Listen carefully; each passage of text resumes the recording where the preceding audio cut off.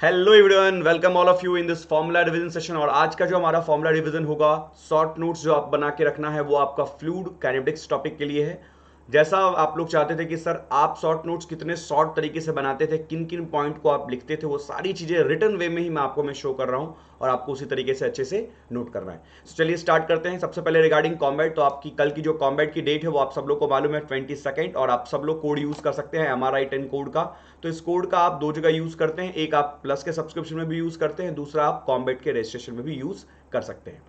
चलिए तो स्टार्ट करते हैं फ्लूइड काइनेटिक्स में। फ्लूइड काइनेटिक्स में जो आपको फर्स्ट फॉर्मूला आपके शॉर्ट नोट्स में लिखना है वो है आपका रेनॉल्ड्स नंबर फॉर्मूला। क्या होता है? Reynolds number is equal to rho V L upon mu.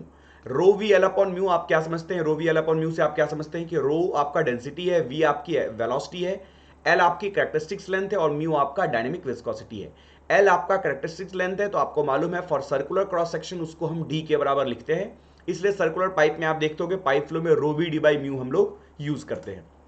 Now second formula जो आप लोग को याद रखना है वो रोटेशन का formula, omega X omega Y omega Z. इसकी शॉर्ट ट्रिक मैंने आप लोग को बताई थी याद रखने के लिए कि यहां अगर एक्स है बच्चा तो एक्स के बाद वाई लिखो, वाई के बाद जेड लिखो। जेड के सामने क्या होना चाहिए? उसका सामने वाला ओमेगा होना चाहिए। वाई के सामने वाला क्या होना चाहिए? उसका वी होना चाहिए। सिमिलरली ओमेगा वाई और ओमेगा जेड का भी आप लिख सकते हैं। ये तीनों बातें याद होनी चाहिए।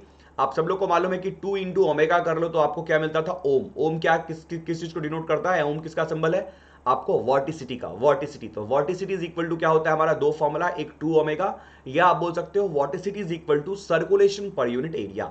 सर्कुलेशन पर यूनिट एरिया, आप ये भी बातें बता सकते हो।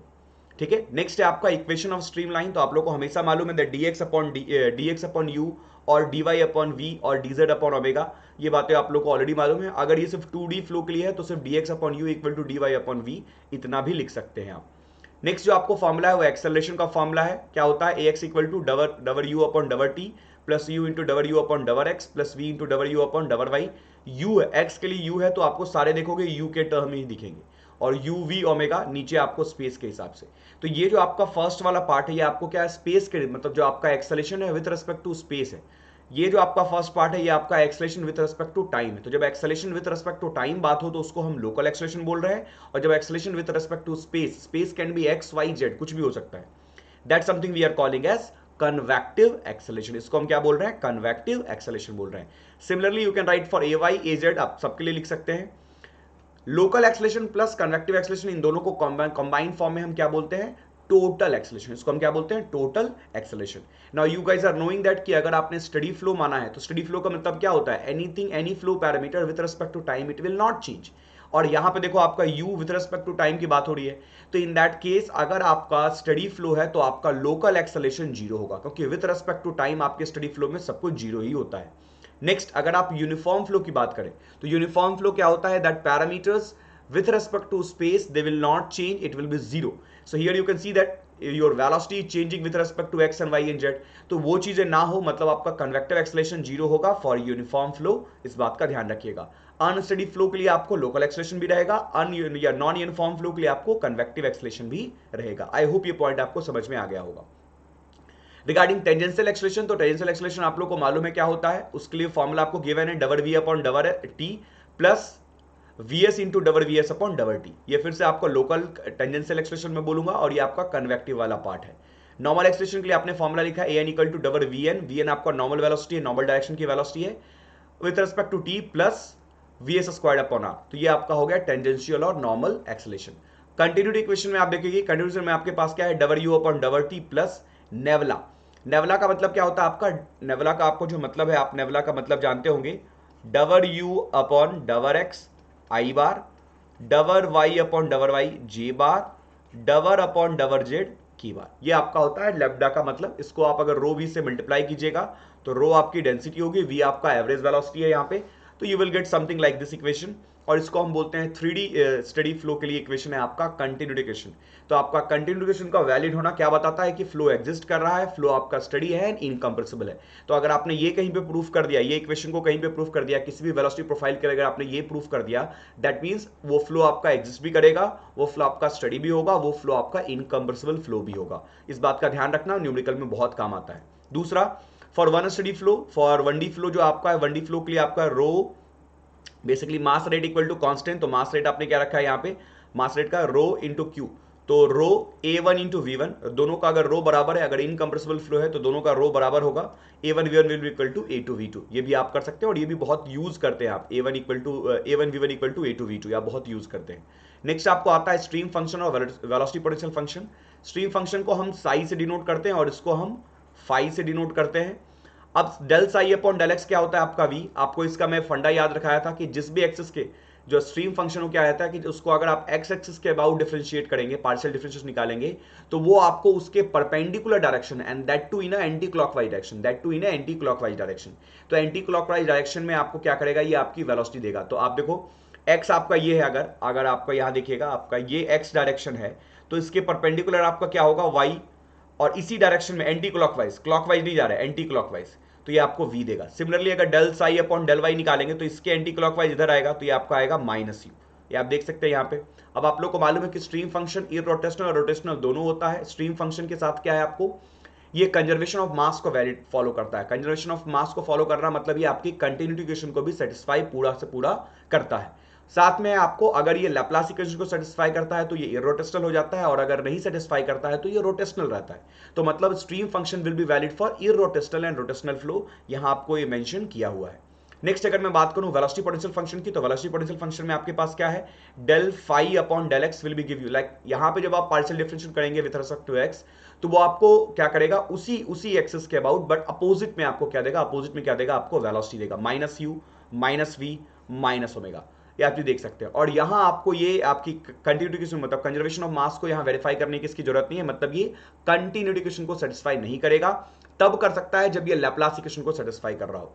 और साथ में क्या है, यहां पे इरोटेशनल फ्लो जो है आपका है, सिर्फ इरोटेशनल फ्लो ही रहेगा, रोटेशनल फ्लो नहीं होगा। दैट मींस अगर आपको कभी कोई बोला जाए कि कोई वेलोसिटी पोटेंशियल फंक्शन दिया हो क्वेश्चन में और बोला जाए कि इरोटेशनल प्रूफ करके बताओ, तो आप ये वेलोसिटी पोटेंशियल फंक्शन अगर आप एग्जिस्ट करवा पा रहे हो तो आपका इरोटेशनल फ्लो भी होगा। ये आपका दिमाग में क्लियर होनी चाहिए।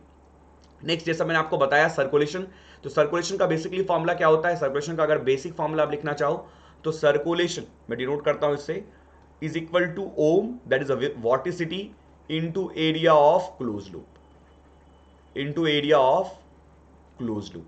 अब यहां पे देखो आपको वॉटिसिटी निकालना हो तो आप circulation divide by area of close loop कर सकते हो। यहां पे देखो आप क्या की हो, 2 इंटू ओमेगा आपका क्या हो जाएगा, 2 इंटू ओमेगा आपका क्या हो जाएगा, ये आपका सर्कुलेशन हो जाएगा। और यहां सर्कुलर के लिए दिया हुआ है तो सर्कुलर एरिया पाई स्क्वायर है। अगर ये एरिया ऑफ क्लोज लूप आपका रेक्टेंगल है तो आप रेक्टेंगल का एरिया एल इंटू बी लेंगे। इस बात का हमने एक प्रॉब्लम भी क्लास में ऑलरेडी किया है इस पे। शियर स्ट्रेन आप सब लोग को मालूम है कि किसी भी एक्स वाई प्लेन पे अगर आपको शियर स्ट्रेन लगाना है तो बेसिकली दोनों के वेलोसिटी ग्रेडियंट को लो, एवरेज ले लो। सो हाफ एक्स के साथ क्या होगा, डबल एक्स वाई है तो एक्स और वाई, एक्स के साथ हम अपोजिट में यू डालेंगे, वाई के साथ अपोजिट में वी डालेंगे, del V upon del X, del U upon del Y, दोनों का एवरेज लिया, that will give you the shear strain. तो ये आपके सारे फॉर्मूले थे रिगार्डिंग फ्लूइड काइनेटिक्स। आपको शॉर्ट नोट्स में इतने ही लिखने हैं, ज्यादा बड़ा शॉर्ट नोट्स मत करो। अब मैं देखता हूं आप कई सारे बच्चों का शॉर्ट नोट्स मेन नोट से बड़ा हो जाता है, ये पॉसिबल कैसे, तो इस बात का ध्यान रखो और कोई भी डाउट हो तो पूछ लिया करो। Regarding iconic and plus subscription you guys are aware, complete detail आपको स्क्रीन पे मेंशन है। और एक्सेलरेट बैच जो आपका न्यू स्टार्ट हो रहा है, आरसीसी स्टार्ट कर रहे हैं Vivek Gupta sir. Even this batch 18 अगस्त से स्टार्ट आपका हो रहा है, सॉरी 18 से स्टार्ट हो चुका है ये बैच, और ऑलरेडी 18 से स्टार्ट हो चुका है आपका। और संकल्प बैच जो आपका है वो स्टेट पीएससी के लिए, तो इन दोनों बैचेस को आप सेम कोड के साथ ज्वाइन कर सकते हैं, MRI10। एंड डेफिनेटली इस कोड को यूज कीजिए क्योंकि आपको ये 10% ऑफ तो देता ही है इंस्टेंट, जो बच्चों के लिए बहुत फायदेमंद होता है, और साथ में आपको एक प्रॉपर मेंटरशिप और गाइडेंस भी प्रोवाइड करवाता है। तो ये सारी चीजें बहुत जरूरी है। सेम थिंग आपको प्लस और आइकॉनिक में दोनों वैलिड है। और रिगार्डिंग आपको प्लस बैचेस तो आप सब लोग जानते हैं, और जो स्पेशल क्लास फीचर्स में है तो स्पेशल क्लास फीचर्स में आप लोग सब लोग जानते हैं कि ज़्यादा क्लासेस इंटरेक्टिवनेस रहती है, पोल्स आपके होते हैं। दूसरी बात है आपकी कोई क्लासेस मिस नहीं होती, आपके नोटिफिकेशन आ जाती है, आप लेक्चर नोट्स खुद से डाउनलोड करते हैं और साथ में आपका एनी टाइम एनीवेयर आप क्लास कर पाते हैं। And regarding bugs boundary option, you guys are always knowing कि for any inappropriate content you guys can always inform us. और जो भी रेगुलर क्लास की टाइमिंग चल रही है उसमें आपको मैं मेंशन करवा देता हूं, अगर आप उस क्लास को ज्वाइन करना चाहते हैं तो एफएम की क्लास आपकी 8 टू मॉर्निंग 9:15, अभी आपका बाउंड्री लेयर थ्योरी स्टार्ट हुआ है इसमें, और ये आपकी मंडे टू फ्राइडे चलती है। M2F में लिख रहा हूं, Monday to Friday. Zero to hero जो न्यूमेरिकल सीरीज है आपकी, zero to hero numerical series जो है आपकी, वो आपकी चलती है 10:30 टू 11:30 AM। ये भी आपको मंडे टू फ्राइडे ही चलता है। ठीक है।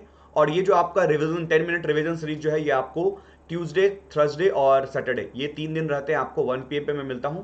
तो आप ये चीज़ रेगुलर रिवाइज कर सकते हैं। ये जो आपकी फॉर्मूला रिवीजन सेशन है ये आपका इन्वॉल्वमेंट का भी आएगा।